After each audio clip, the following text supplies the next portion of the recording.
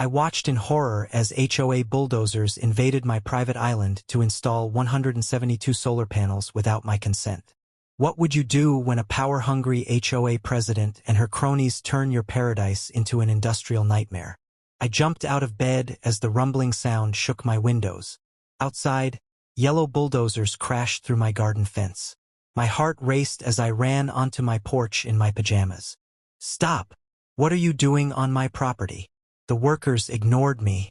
They kept digging up my flower beds and knocking down the small trees I had planted last fall. I grabbed my phone and dialed the police. There are people with bulldozers tearing up my yard.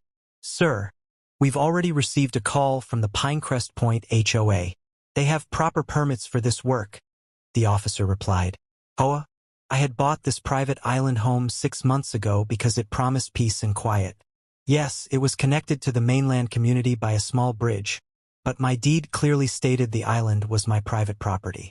I threw on some clothes and marched across my ruined lawn to find whoever was in charge. A woman in an expensive suit stood by a black SUV, checking items off a clipboard. Excuse me, what's happening here? I demanded. She looked up, her face showing slight annoyance at being interrupted. Mr. Reynolds, I presume? I'm Judith Palmer, president of the Pinecrest Point Homeowners Association. Why are bulldozers destroying my garden? Judith smiled, but it didn't reach her eyes. We've approved installation of 172 solar panels on the eastern shore of your property. It's for the community's benefit. I struggled to keep my voice level. This is my private island. You can't just... Actually, we can. She pulled a document from her designer bag. Section 8, paragraph 12 of the covenant you signed states the association reserves access rights to waterfront properties for community improvements. My stomach dropped. I remembered signing a thick stack of papers at closing, but my lawyer had assured me everything was standard. I want to see that covenant again, I insisted. Of course. Her smile grew colder. Stop by the HOA office anytime. But the work continues. A second bulldozer crashed through my gazebo where I'd had coffee every morning, watching the sunrise. The workers began marking spots for concrete foundations. I called my real estate lawyer, Simon, who promised to look into it right away. Don't sign anything else, he warned. That evening, I sat on my damaged porch, watching workers set up floodlights to continue through the night. The peaceful lake view I'd saved 20 years to enjoy was now a construction zone. My neighbor from across the lake, Eleanor Wallace, an elderly woman who'd lived in Pinecrest Point for decades, rowed over in her small boat. I came as soon as I heard, she said, carefully climbing onto my dock. This isn't right what they're doing. Can they really do this? It's my property. Eleanor sighed. Judith changed many rules after she became president 3 years ago. The solar project was her big promise during the election, but everyone thought it would go on the community center roof. Why my island? Your property has the best sun exposure and... She hesitated. Judith tried to buy this island last year, but the previous owner refused to sell to her. A chill ran down my spine. This wasn't just about solar energy. When Simon called the next morning, his voice was grim. The covenant does include that clause. But there's something fishy. That section looks like it was amended recently, but I need to check the county records to confirm. I walked down to the construction site where workers were unloading metal frames. Where's Ms. Palmer? I asked one of them. Board meeting at the community center, he replied, not looking up. I drove my boat across the lake rather than taking the bridge. The community center was a large building with a view of the entire lake. Inside, about 40 neighbors sat in rows of chairs while Judith stood at a podium. The solar initiative will reduce everyone's electric bills by approximately 35%, she was saying as I slipped into a back seat. And it qualifies us for the state's green community tax benefits. A middle-aged man raised his hand. My understanding was that the panels would go on the community center. When did this change? The engineering survey showed insufficient roof support here, Judith answered smoothly. Mr. Reynolds' island gets 40% more direct sunlight, making it the ideal location. I stood up. And did anyone bother asking me? or showing me this so-called survey. The room fell silent as everyone turned to look at me. Judith's lips tightened. Mr. Reynolds, we welcome all homeowners to meetings, but please wait to be recognized before speaking. A woman with perfectly styled blonde hair and oversized sunglasses stood up. Point of order, Judith. New homeowners should be informed of how things work here. She turned to me with a smile that somehow felt threatening. I'm Karen Matthews, HOA Vice President. We understand this is an adjustment, but you'll soon see the benefits of our community-first approach. By community-first, you mean taking over my private property without my consent? I asked. Karen's smile didn't waver. The covenant you signed gives the association certain rights. Perhaps you should have read it more carefully. Several homeowners looked uncomfortable, but no one spoke up. This meeting is about the budget, not reopening decided matters, Judith said firmly. Security, please escort Mr. Reynolds out if he can't observe proper meeting protocol. A large man in a uniform approached me. Rather than make a scene, I left, but not before noticing Eleanor and a few others watching me with sympathetic eyes. Back on my island, the workers had already installed the first row of concrete foundations. My phone rang Simon again. I checked the county records, he said. That covenant clause was indeed amended, but there's a problem. It should have required 75% homeowner approval and state registration. I can't find records of either. Hope surged through me. So their whole project is illegal? It's complicated, Simon cautioned. They could claim verbal approval or lost paperwork. We need more evidence. Later that evening, there was a knock at my door. It was Eleanor, looking nervous. I shouldn't be here, she whispered. But you need to know Judith's husband owns the company installing the panels, and Karen's brother runs the maintenance contract they signed. My mind raced. That's a conflict of interest. Be careful, Eleanor warned. The last person who questioned Judith's authority found his boat mysteriously damaged and received fines for violations nobody else gets cited for.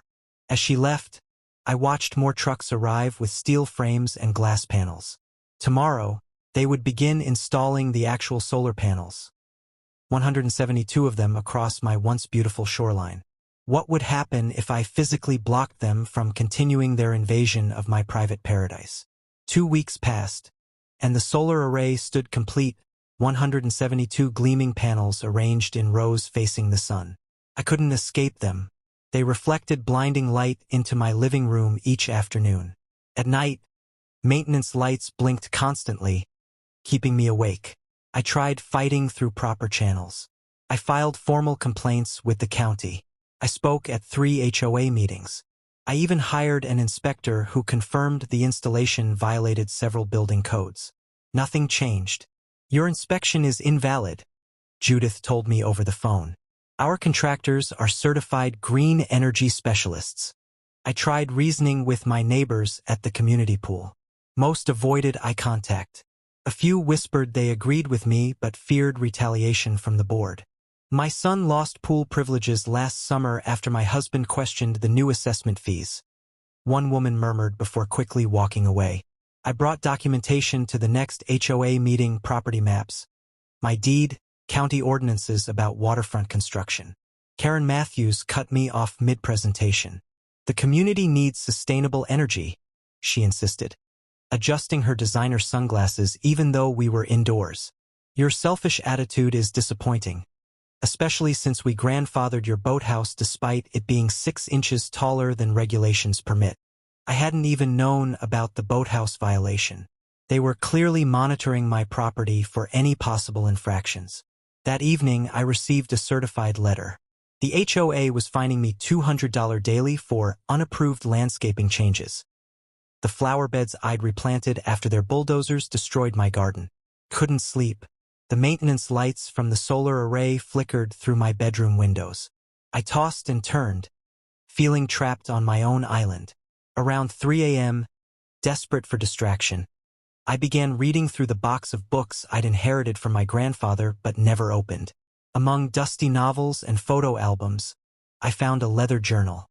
My grandfather had been a botanist specializing in native trees. The journal contained detailed notes on species that flourished in our region. One page caught my attention. Hybrid poplars alongside empress trees create natural privacy screens. Both species exhibit growth rates of 8 to 12 feet yearly in optimal conditions. A plan began forming in my mind. The next morning, I visited Eleanor Wallace. Her lakeside cottage was surrounded by the most beautiful garden in the community. "Those solar panels are an eyesore," she said, inviting me in for tea. Judith claimed they'd be hidden by landscaping, but that was clearly a lie. I showed her my grandfather's journal. "I'm thinking about planting trees along my shoreline." Eleanor's eyes twinkled mischievously. "Fast-growing trees to block solar panels? I have something special in my greenhouse, hybrid poplars and empress trees. They grow even faster than your grandfather recorded with my special fertilizer mix. Would you sell me some seedlings?" "Better than that," Eleanor said. "I'll help you plant them. I've been propagating these beauties for years." My bank account suffered as I withdrew my savings, but watching Eleanor load 200 seedlings onto my boat felt like the first victory in this battle. We calculated the sun's path and determined exactly where to place each tree for maximum solar blockage by next year. That night, I began planting under cover of darkness, working with just a small headlamp. The soil was still loose from the construction, making it easier to dig. I had planted nearly 30 seedlings when bright light suddenly flooded the shoreline. "What are you doing out here so late?" I froze, dirt-covered shovel in hand. The security guard hired by the HOA approached, flashlight aimed at my face. "Just doing some late-night gardening," I said, trying to sound casual. "Cooler at night." He lowered his flashlight. "Those look like trees." "Decorative shrubs," I lied. "For privacy." The guard studied the small saplings. "Ms. Palmer specifically instructed us to report any activity near the solar installation." My heart sank. I'd be shut down before I could finish planting. To my surprise, the guard's face softened. My grandfather had his farm taken through eminent domain for a shopping mall. Never sat right with me. He clicked off his flashlight. "I don't come to this side of the island until 2 a.m. That gives you 3 more hours." After he left, I worked frantically, planting saplings in perfectly spaced rows where they would eventually block the panels. By dawn, all 200 were in the ground, each one representing hope. The next day, I reinforced my legal position. Simon helped me file a formal appeal with the county zoning board. I also contacted the State Environmental Protection Office about potential wetland disruption from the installation. I was working from home when someone pounded on my front door. Karen Matthews stood there, face flushed with anger. "Remove those trees immediately. They violate Section 12.4 of the Landscaping Covenant." "Which prohibits what exactly?" I asked calmly. "Unauthorized modifications that impact community assets." I smiled. "Interesting interpretation.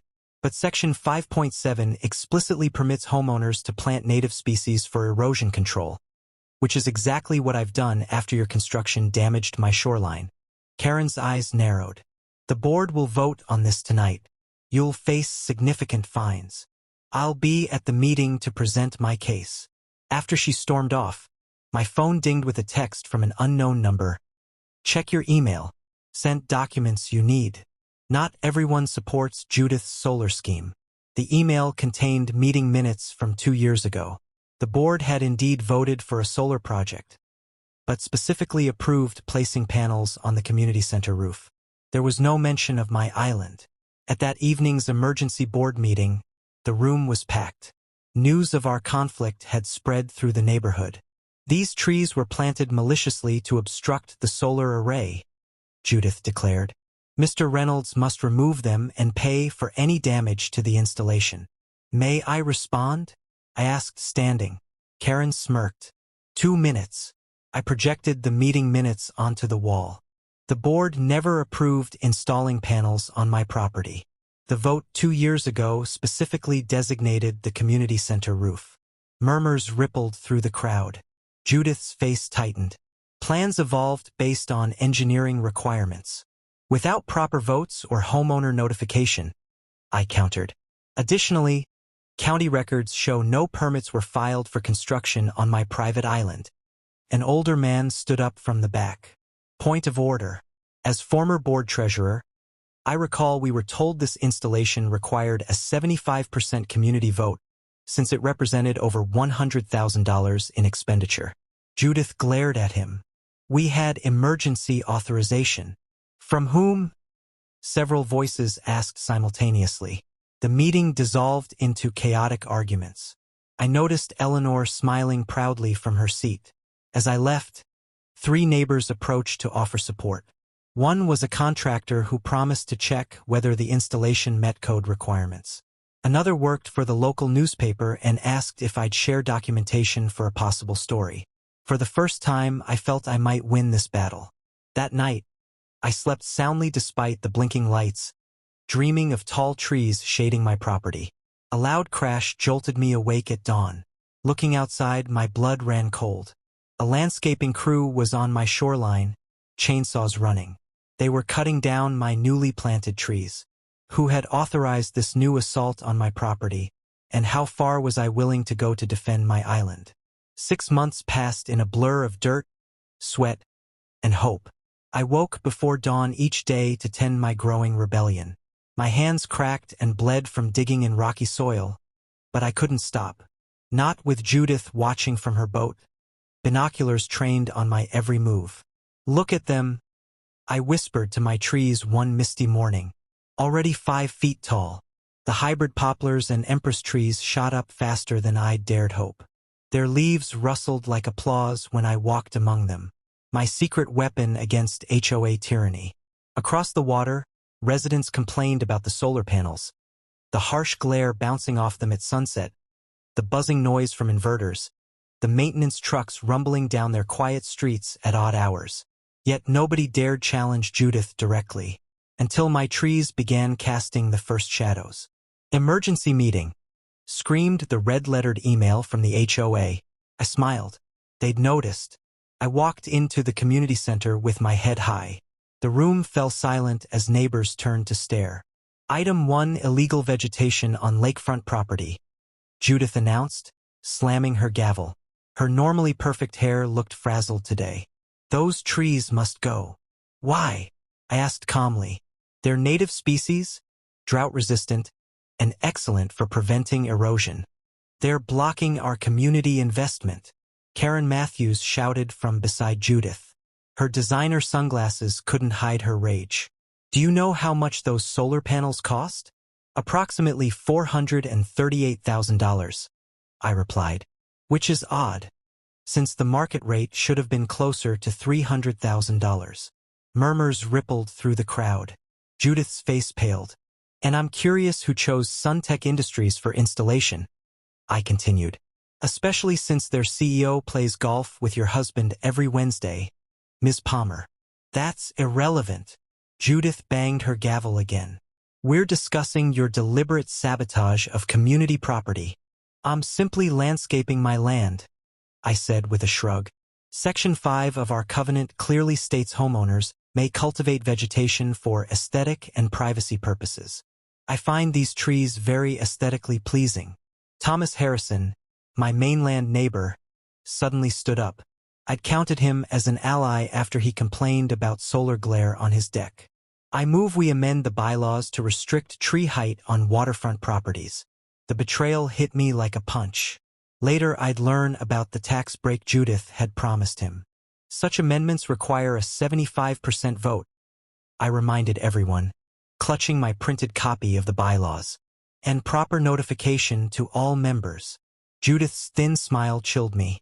We'll hold the vote next week. I'm sure everyone will see reason. I underestimated her determination. While I tended my growing trees, Judith began her campaign. She visited seasonal homes, gathered proxy votes from absent owners, and spread rumors about my environmental sabotage. I came home one rainy Thursday to find my island invaded again. Yellow notices stood like enemy flags throughout my saplings. Vegetation violation. Remove within 48 hours or face daily fines of $500. My stomach dropped. At $500 per day, they'd bankrupt me within months. As thunder rolled across the lake, my phone buzzed with an unknown number. "Hello," I answered, watching rain drip from my trees. "Don't remove a single sapling," whispered a voice I didn't recognize. "Check your email. I've sent something you need to see."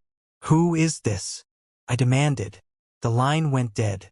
Lightning flashed, illuminating the solar panels that had ruined my view. They gleamed like alien technology against the stormy sky. With shaking hands, I opened my laptop. Who would help me now? And would this mysterious evidence arrive in time to save my trees? The mysterious email appeared in my inbox with no subject line. Just a single attachment labeled truth.pdf. My hands trembled as I clicked. Was this help or another trap? Pages from yellowed HOA meeting minutes filled my screen, dated 12 years ago, before I bought my island paradise. Someone had highlighted a crucial sentence in bright yellow. Amendment 8.3. Any community improvement project on private property requires written approval from the affected homeowner and majority vote from association members. I gasped. This amendment had vanished from my covenant copy. The solar installation violated their own rules. Who sent this? I whispered to my empty living room. My trees swayed outside the window, their leaves glimmering with raindrops, as if whispering back, "Someone on your side." Sleep abandoned me that night. I dug through boxes in my attic until sunrise, hunting for my closing documents. The original covenant copy glowed under my flashlight. Amendment 8.3 was missing. They'd given me doctored papers. I paced my kitchen, gulping coffee, planning my next move. A direct confrontation seemed dangerous. Judith had power, connections, money. I had trees and truth. The local newspaper refused my story. "Can't risk offending advertisers," the editor explained nervously. The county inspector claimed no jurisdiction. "Private community matters," he mumbled, avoiding eye contact. My lawyer called it complicated and suggested working within the system. Frustration boiled inside me. The system was rigged. Meanwhile, my deadline approached. Only 24 hours remained before the $500 daily fines would begin. A wild idea struck me. I grabbed my phone and called a local TV station. "Consumer Watchdog Department," answered a bored voice. "I have a story about HOA corruption, forged documents, and mysterious financial dealings," I blurted. "Plus environmental destruction on a private island." Silence. Then, "We can send someone tomorrow afternoon." Too late. I needed action now. My doorbell rang, startling me. Through the peephole, I spotted Judith Palmer herself, standing on my porch in her designer raincoat, tapping her expensive shoes impatiently. Fight or flight, my heart pounded as I opened the door. "We need to talk," she announced, brushing past me into my home without waiting for an invitation. "About the trees I won't be removing?" I challenged, crossing my arms. "About your continued defiance." She paced my living room, examining my possessions with obvious disdain. "The board voted. Your vegetation violations will cost $750 per day, not $500.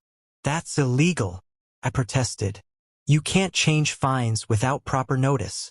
Her laugh chilled me. "We can do whatever we want. Who's going to stop us? You? With your pathetic little trees." Something snapped inside me. "Maybe not me alone," I said quietly, pulling out my phone. "But I've been recording everything you've said." Judith froze. "You wouldn't dare." "I also have these." I showed her the highlighted meeting minutes. Amendment 8.3, quite clear that you needed my permission for those solar panels. Her face transformed from confident to calculating. "Those old minutes are invalid. We updated procedures years ago. Without proper notification? That's fraud," I replied, my voice stronger than I felt. "Amateur legal threats don't scare me," Judith hissed. "My husband plays golf with every judge in this county." A knock at my door interrupted our standoff. Judith's eyes narrowed. Expecting company? I wasn't. My stomach tightened as I opened the door. Margaret Thompson stood on my porch, the former HOA treasurer who'd retired to Florida 3 years ago. Her silver hair was rain-soaked, but her eyes blazed with determination. "Sorry I'm late," she announced loudly, stepping inside. Traffic was terrible coming from the airport. Judith's face drained of color. "Margaret? What are you doing here?" "Following the money," Margaret replied coolly. She nodded toward me. "After he emailed me your little solar scheme, I caught the first flight back. I hadn't emailed anyone." Margaret winked at me, a signal to play along. "You have no authority here anymore," Judith snapped. "You're not on the board." "No, but I kept copies of everything during my tenure," Margaret replied, opening her satchel to reveal neatly labeled folders, including the original covenant amendments and— She paused dramatically. The forged documents showing homeowner approvals for the solar project. Judith's composure cracked. "You have no idea who you're dealing with. My husband is currently under federal investigation," Margaret finished calmly. "Why do you think this solar project was rushed through? The kickbacks from Suntech Industries make a convenient offshore deposit." As Judith lunged for her phone, Margaret added, "I've already spoken with the district attorney. They're quite interested in the HOA's financial records." "You'll regret this," Judith snarled, storming toward the door. "Both of you." After she slammed out, Margaret's confident demeanor sagged. She sank onto my couch.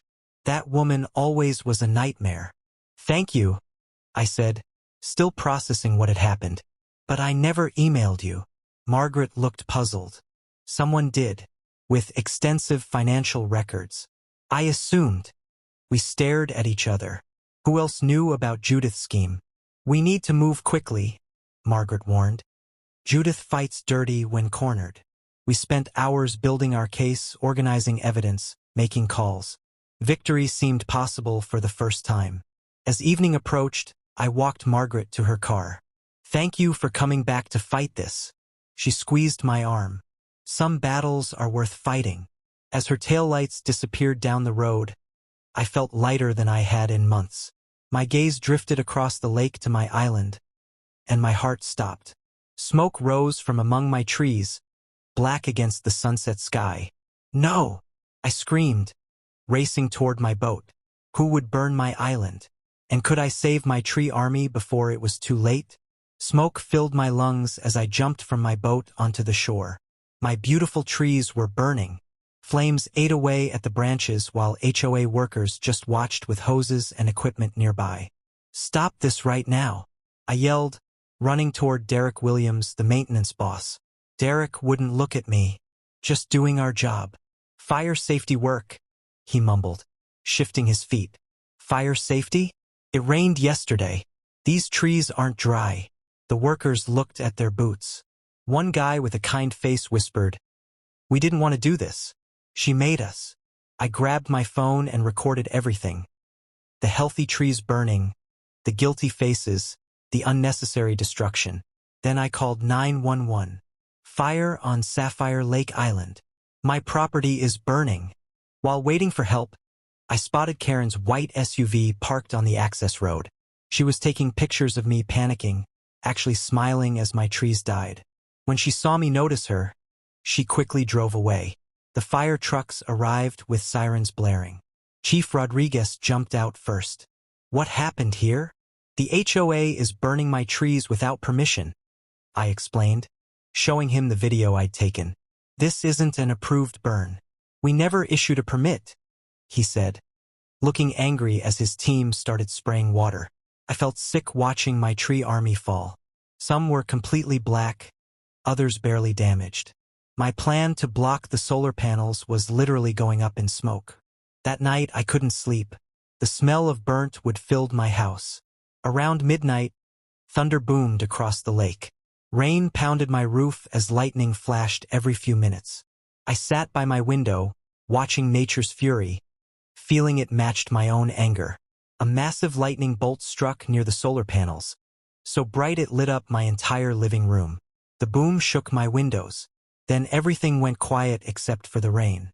At dawn, I walked through my muddy, charred garden to see what happened. The lightning had hit the main control box for the solar panels.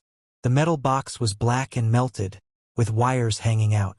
At least 30 panels were cracked, some hanging sideways. My phone buzzed with a text from a number I didn't know. Check your email now. Evidence about the fire. The attached photos showed Karen giving money to Derek yesterday morning. Another picture showed a typed order with Judith's signature. Remove trees by any means necessary before inspection. As I stared at my phone in shock, a community alert popped up. Emergency HOA meeting, 3 p.m. today. Attendance mandatory. I texted Margaret, "Are you coming back for the meeting?" She replied instantly, "Already here with the district attorney. Don't tell anyone. Bring your evidence." Could this meeting be the turning point in our battle? Or was it another trap set by Judith and Karen to finish me off completely? I walked into the packed community center gripping my phone with the evidence. Every chair was filled. People stood against walls, whispering about the solar panel damage and my burning trees. I noticed TV news vans outside. Someone had tipped them off. Harold Jenkins, the HOA lawyer, stood at the front looking sweaty and nervous.